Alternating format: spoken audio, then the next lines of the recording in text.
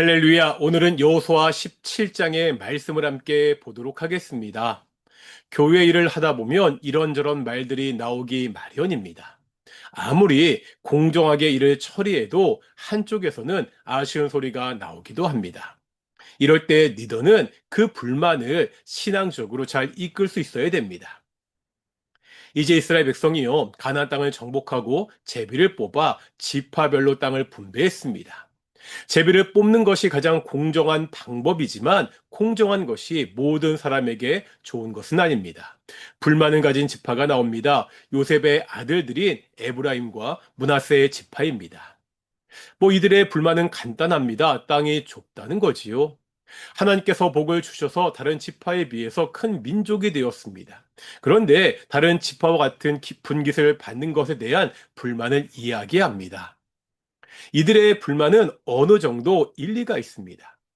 제비를 뽑는 것이 모든 지파가 다 수긍할 수 있는 공정한 방법입니다. 하지만 인구가 많은 지파 입장에서 보면 좀 억울할 수도 있습니다. 요수아는 이들의 불만을 그냥 묵살하지 않습니다. 더 이상 제비 뽑을 땅은 남아있지 않습니다. 그렇다고 다른 지파의 땅을 떼어줄 수도 없습니다. 이런 상황에서 여호수아는 새로운 비전을 제시합니다. 새로운 땅을 개척하라는 거예요. 그들의 말대로 하나님이 복을 주셔서 큰 민족이 되었습니다. 이렇게 복을 받았으면 땅이 좁다고 불평하지 말고 보리스 족속과 르바인 족속의 땅으로 올라가서 그 땅을 차지하라고 합니다. 현실만 바라보는 요셉 지파가 새롭게 나아가야 되는 길을 보여주고 있습니다. 문제는 요셉 자손의 반응입니다. 16절에 보면 한마디로 말해서 못하겠다입니다. 이유가 뭐지요? 이들이 여호수아가 제시한 땅이 넉넉하지 못하다는 핑계를 대긴합니다. 하지만 더 근본적인 이유가 뒤에 있습니다. 그들에게는 철병거가 있기 때문입니다. 요셉 지파가 상대하려는 그 족속들에게 철병거가 있었습니다. 철병거라는 강력한 무기를 가진 자들과 전쟁하는 것을 무서워하고 있습니다. 그들이 강하기 때문에 할 수 없다는 것입니다. 이들의 모습을 보면 가데스 바네아에서 반역했을 때 백성들의 모습이 떠오릅니다. 40년 전에도 이스라엘 백성은 가데스 바네아에서 가나안 족속을 무서워했습니다. 강한 그들에 비해 자신들은 메뚜기 같다고 비하했습니다. 40년 광야 생활을 지났습니다. 가나안에서 정복 전쟁도 승리했습니다. 하지만 여전히 이들의 마음 깊은 곳에는 가나안 족속에 대한 두려움이 남아 있습니다. 앞서 14장에서 보았던 갈렙의 반응과는 너무나 대조가 되지요.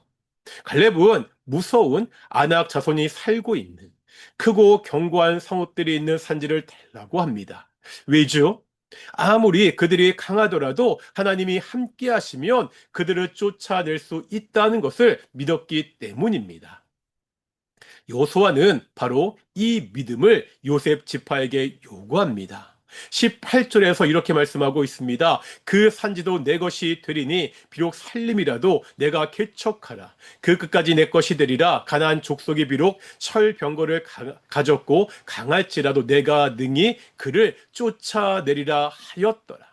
아무리 그들이 철병거를 가지고 있고 아무리 그들이 강할지라도 능히 이길 수 있다고 말하고 있습니다.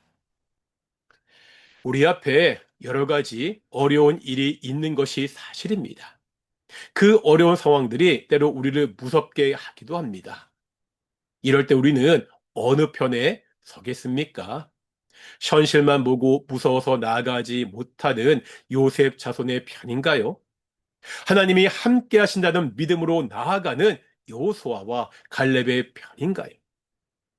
하나님이 함께 하신다는 그 믿음을 붙잡고 나아가는 우리 성도들이 되시기를 소망합니다. 기도하시겠습니다. 거룩하고 존귀하신 아버지 하나님, 우리가 인생길을 살다 보면 참 어렵고 힘든 일이 있을 때가 있습니다. 우리가 그러할 때마다 그 현실만 바라보는 것이 아니라 나와 함께 하시는, 나를 지켜주시고 나를 인도하시는 하나님을 바라보며 염려하지 않고 나아가는 그러한 성도들이 될 수 있도록 인도해 주시옵소서. 감사드립니다. 이 모든 말씀 예수님의 이름으로 기도드렸습니다. 아멘. 마치겠습니다. 샬롬.